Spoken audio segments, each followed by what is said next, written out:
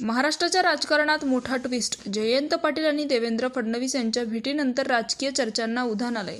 शरद पवार गट एनडीए सोबत जाणार का, की यामागे काही वेगळं राजकारण आहे? संपूर्ण माहिती आजच्या व्हिडिओच्या माध्यमातून आपण जाणून घेणार आहोत. तर मित्रांनो, मुख्यमंत्री देवेंद्र फडणवीस यांच्या वर्षा निवासस्थानी जयंत पाटील, सुनील तटकरे आणि प्रफुल्ल पटेल यांच्या भेटीमुळे महाराष्ट्राच्या राजकारणात चर्चांना उधाण आलंय.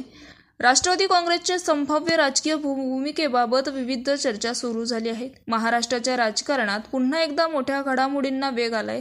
गेल्या काही दिवसांपासून शरद पवार यांच्या नेतृत्वाखालील राष्ट्रवादी काँग्रेस पक्षाच्या भविष्यातील राजकीय भूमिकेबाबत विविध चर्चा सुरू असतानाच मुख्यमंत्री देवेंद्र फडणवीस यांच्या वर्षा निवासस्थानी झालेल्या महत्त्वाच्या बैठकीने या चर्चांना आणखीन हवा मिळाली आहे.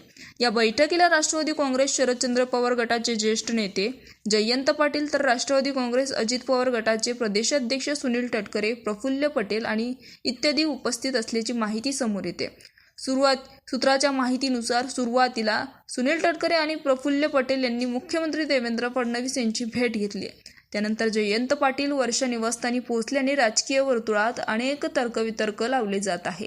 या नेत्यामध्ये काही काळ चर्चा झाल्याचं सांगितलं जात असले तरी बैठकीत नेमकी कोणत्या विषयावर चर्चा झाली याबाबत अधिकृत अद्यापही माहिती मिळालेली नाहीये. याच पार्श्वभूमीवर आणखीन एक महत्त्वाची भूमिका समोर येत आहे.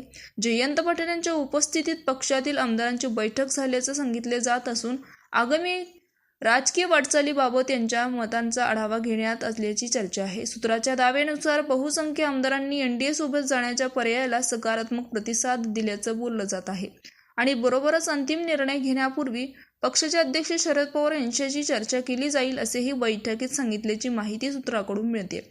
दरम्यान या चर्चामध्ये आमदार रोहित पवार यांची भूमिका विशेष लक्षवेधी ठरत आहे. सूत्राच्या माहितीनुसार ते या बैठकीला उपस्थित नव्हते आणि भाजप किंवा एनडीए सोबत जाण्याबाबत त्यांची भूमिका वेगळी असल्याची चर्चा आहे. तर मित्रांनो, या भेटीमागचं खरं कारण काय हे येणाऱ्या काही दिवसात स्पष्ट होईलच. तुम्हाला काय वाटतं? शरद पवार गट एनडीए सोबत जाईल की नाही? तुमचं मत कमेंटमध्ये नक्कीच सांगा. चॅनलला सबस्क्राईब करा. तूर्तास धन्यवाद. जय महाराष्ट्र.